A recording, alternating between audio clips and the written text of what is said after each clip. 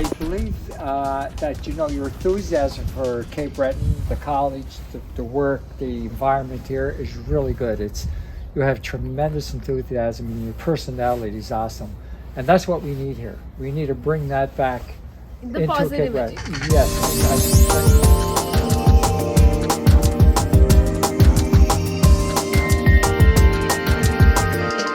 Hello everyone, we are here in Words with Steve, and so I would like to know about the upcoming opportunities in Cape Breton. Well, the opportunities are in tourism. We have something like 400,000 or 500,000 visitors in the run of 5 months. So our hotels will be busier, of course, after COVID. Our motels, our restaurants, our museums, all the little shops are very busy. We're hoping starting late June, July, August, September, right till October, even November. The leaves change down the Cabot Trail. That brings a lot of people in. So there's a lot of opportunity in the tourist industry. And also there's going to be, we have the new school on the waterfront. Oh. That's in 3 to 4 years. That's going to bring in more international students to get skilled jobs and to work here, to stay in particularly Cape Breton or Nova Scotia. I wasn't aware of that. Yes, that they're bringing in more. They're going to encourage the national students to come here and to apply for trades here. And if you apply, I do believe that there'll be an opportunity to get jobs in Nova Scotia, and then you get your residency after that. There's also, we're waiting to hear on a port terminal that we talked about for a long time, a shipping terminal. Yeah. That's going to be tremendous when that happens, and possibly this year we're going to hear an announcement.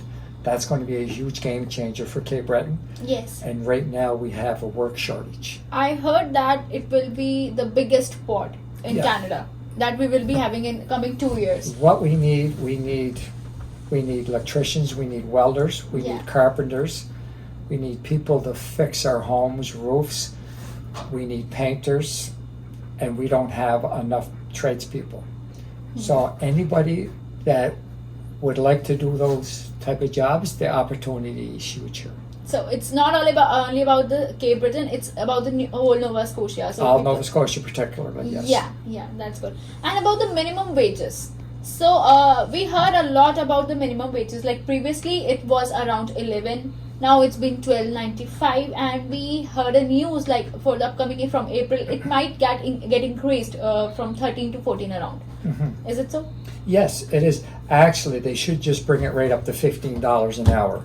Yeah. It should be that, because the cost of people that are working, trying to pay rent, their tuition, their food, high prices for fuel, high prices for electricity, to run a car, you've got to get a minimum $15 an hour. I believe they should do it right away. Yeah. That's my thought, because the high cost of because we live in elements in Nova Scotia here where it's cold for 3 to 4 months of the year, and to heat your homes, to buy insurance, to buy food, it's costly, and $15 at minimum should be right away. So I agree with that. So we're talking about the wages and everything. So how could you compare the lifestyle expenses of Cape Breton Island with some other parts of Canada? Well, I think our real estate is still fairly reasonable here compared to Toronto, where you would buy a 2-bedroom home for $1 million, and you can buy a 2-bedroom home here, a nice 2-bedroom home, for $250,000. Huge difference. Yes, and real estate is still reasonable here in Cape Breton. Now in Halifax, the real estate is very high up there. If somebody's selling something for $300,000, they're getting $100,000 more. they're getting more than what they asked for. But Cape Breton is still, I believe, still reasonable. Yeah, There's real estate still. If somebody wants to buy a home, it's still, I think, within reach. And about the rent and everything? Yeah, our rents have gone up. Yes, I've been at it for 40 years, and our rents are starting. Some landlords are asking, I believe, a little too much. Myself and a few friends that I have been in the real estate business, we try to be fair. Yeah. What we try to do is pay our mortgage, pay our heat, our lights, maintain our building. Yes, you want to make, you know, a little bit of money, but I find that the last 2 years, that's one thing. Since students starts coming, some of the landlords have increased the rent too much and made it difficult on the students. But in time, that's going to level out. I think in time, because the students will find better locations. They'll find more people that are reasonable, because there's a lot of people that have homes that are opening their homes to students and being more reasonable with the students.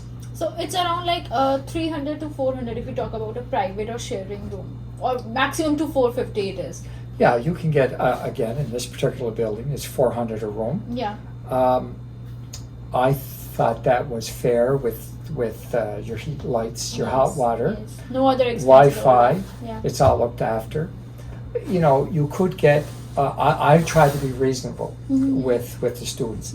Some of the people will ask maybe 500 or 450, but I think that at the 400 level, I think if you're coming here to live, be prepared to pay 400. Yeah. If you're paying 325 or 350, you're doing without some things. So it's still very good. If we compare the same with some other provinces like Ontario, people are paying around 700, 750 for a private room. So it's half of that. So that's still very reasonable and still very good. If I think so. So it's like if the wages are comparatively lower as comparative to other provinces, so you are having the lifestyle expenses quite reasonable about that. No, so you are paying the less rent, less for grocery, less for transportation. Like I paid $60 for my transportation services until April. So can you believe that? I came here in January until April, I only paid $60. Yes. Wholesome. Yeah. So that's quite reasonable, and people are paying around $60 every month.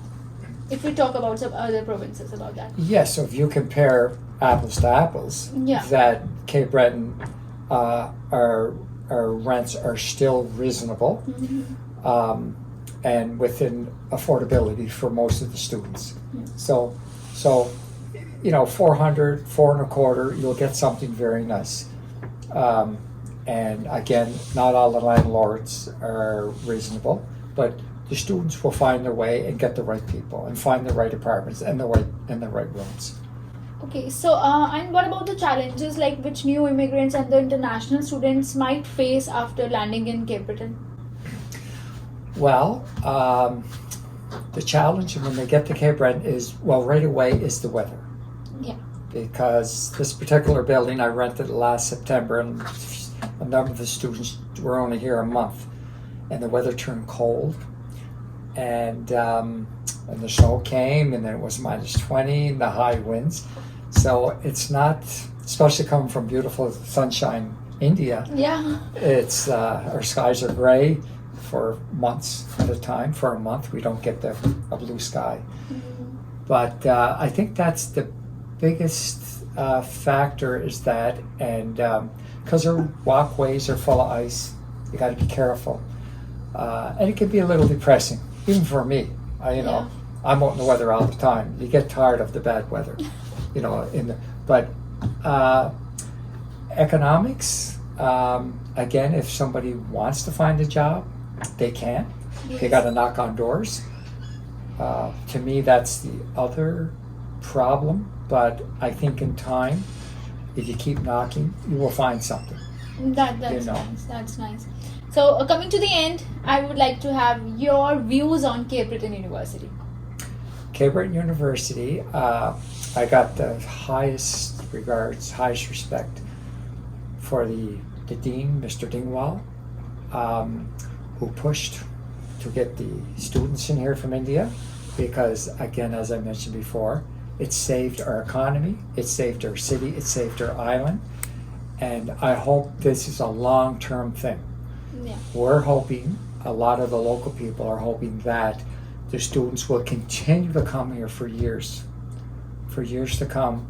And I know their college is going to be building more accommodations. Yes. It's going to take a few years.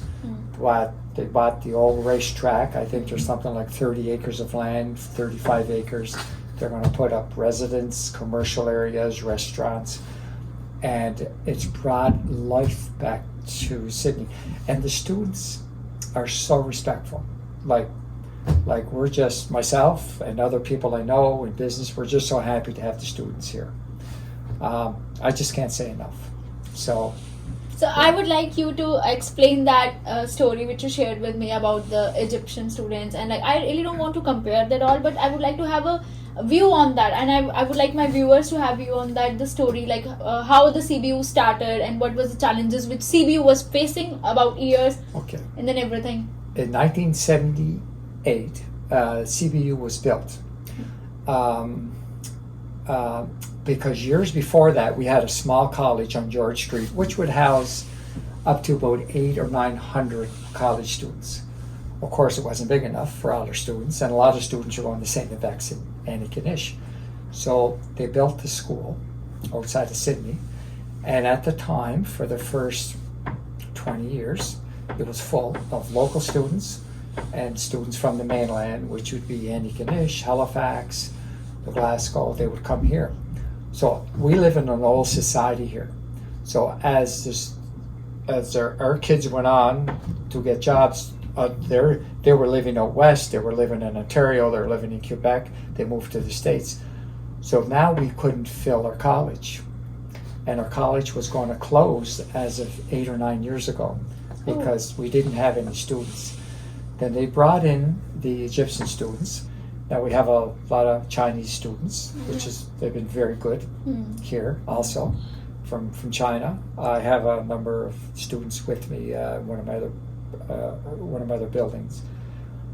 But I have to say the influx of students from India has been overwhelming for us in a very good way and brought the college back to life. And we're hoping that many more students be coming. We're hoping that the college will expand. That's what we're hearing.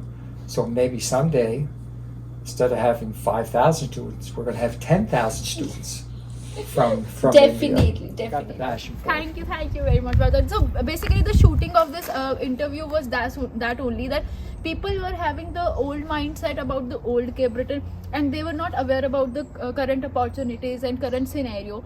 So this video will definitely going to be very helpful for the upcoming immigrants and upcoming students. So that the best part of this video will be that this is not only helpful to the students, that will be helpful to towards the upcoming immigrants as well who will be coming here. Absolutely, to live. absolutely. It's a great place to come and to do your studies. Yeah. College is an awesome place. Yes, it is actually. It is. And the primary thing is study as well, no? Yes. Okay. Okay. So guys, I hope you liked the video and we answered each and every question and query of yours, and still you have some questions, so you can just drop your comment in the comment section box, and I will definitely get my best, be my best to reach to you. And by the way, I'm so sorry for this late video because I get so much busy in the last week, my work, my studies. And you can say thanks to Yagnesh as well. He was the camera person behind it. What he was doing? Tick, tick, tick. Tell me, your jacket. क्या था? I'm just focusing the video. He was focusing the video. तेरे jacket की आवाज ऐसे disturb कर रही थी. मुझे ऐसा लग रहा था मैं तेरे को ये बोल दूं अब सांस भी मत ले. ऐसे बैठ जाओ. तेरे सांस लेने की आवाज भी आ रही होती है. So thank you for watching. Please subscribe my channel. You can also say that. Like, share and subscribe. Yes, like, share and subscribe. We're going down. We'll have something to eat because हमने सुबह से कुछ नहीं खाया है आज. और we will be celebrating the family day. Happy family day to Canada, Nova Scotia. Enjoy. Bye.